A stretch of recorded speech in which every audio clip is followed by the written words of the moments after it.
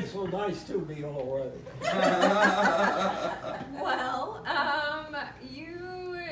you and Grandma have been lots of places, and I think that you've probably instilled a love of travel in me and in my dad. Yeah. And so I want to know about your favorite place that you ever traveled to.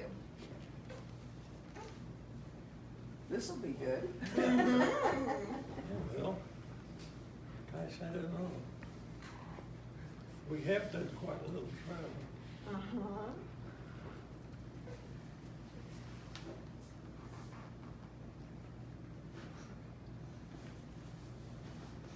Because both Julie and I were teaching, we sometimes shorted Ron and Linda. Or at least we felt that way. So we decided that wherever we're going, when we took the trip back east. Was that just to there?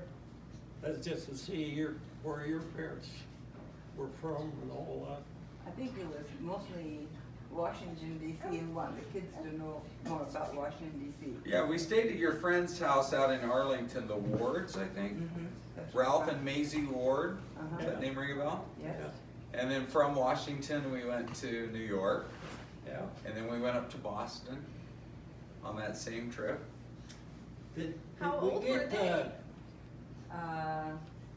I'd Pretty say young. 12 and 14 maybe. Or I can tell you exactly because we were sitting in the living room of, I think these were college friends, the Wards. Is that how you knew them, from Eastern? Okay, maybe when Dad was on the alumni group. We were sitting in their living room in Arlington, Virginia, the night that the Apollo landing happened and Neil Armstrong walked on the moon. Oh. That's where we were. We were Wow. on the floor in the living room, and then the next thing that happened was, and people don't remember this or talk about it, but the president at the time, Richard Nixon, made a phone call to them. They somehow, this seemed like it was impossible that you were getting a live picture from the moon, which I think they said was 8 minutes delayed, and that you could make a phone call. And I just remember we all talked about it, that there's the president just a few miles away from us, just on the other side of the Potomac River, making a phone call to the moon, and we're watching it back on TV in these people's living room. That was pretty amazing. He was a great tour guide too, Ralph. It sure was. He was a great tour Yeah, guide. took us down and dropped us off and told us where to go. Yeah. On our going. And then do you remember, Linda, I think we got caught in like one of the worst summer rainstorms there. Absolutely. We were just drenched, but we had a great time. Is that the trip that you were thinking of as one of your favorites, Dad? Is when we went to New York and Washington? I think it probably was something like that. We had a lot of good trips. we We went did a lot of places from that Dad earned for us from what we did. But I also remember when you guys were little, and Dad fixed up the back of the pickup and put a piece of plywood across the top in the back, Yep. and you and Linda slept on that, Yeah. and Dad and I slept with our feet underneath that, and we just went up and down the Oregon coast and things, Yes. and those were special Yes. times too. And I remember a time that we went up toward Glacier National Park on a really sweet trip like I that. remember Black Pine Lake more. Black Pine Lake, fishing at Black Pine Lake, going to church in Concanelli if it was on a weekend and it was Sunday. We never missed.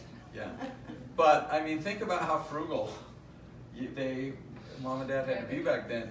The four of us were in the bed of a truck under a camper shell with the plywood. Dad figured out the plywood. I still remember going, Dad, when we went down to, it was not Brewster, it was Bridgeport, where we got that camper shell. Yeah. And so anyway, the two of us in our sleeping bags on top of the plywood and Grandma Gramps underneath. And we had wonderful trips. Oregon coast, the mountains of Montana, Black Pine Lake, camping. Yeah, it was great. We put Ron in charge of The map. the map, where we're going, how we're gonna get there, Makes sense. and then he also decided where we're gonna eat. Okay. Was it McDonald's all the time?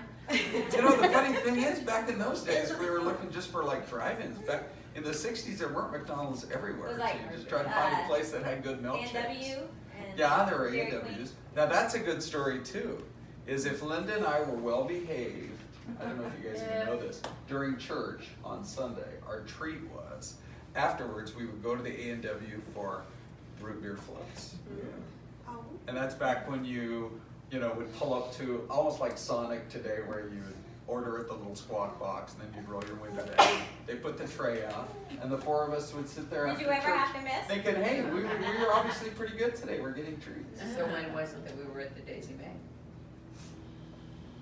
Oh, gosh. Daisy May. Yeah, I don't know, what's your memory of it? Well, it was more maybe like a Friday night, you know. we go Sure. Get the 10-cent ice cream cup. Yeah, the Daisy sure. May. Yeah. Baby cone sign thing. Yeah. And then always when we go get soft serve ice cream, you and Mom always got vanilla, and Dad and I always got soft chocolate. Yeah, Always. yeah. Yeah. Well, that's a great story. Thank you, you guys. That's a trip that we all remember really fondly because there was so much in it. You know, we also went to Detroit. Remember, we stayed in downtown Detroit. The Tigers, I think, won the World Series that year, or they were really good. They had Denny McClain as a pitcher. Then we went to Chicago. Yeah. And we explored Chicago. We loved Chicago. That was a wonderful trip. I can't believe how much we did over the course of that one trip. Yeah. And that was Rehoboth Big one. too, where we did the lobsters. Yes, yes.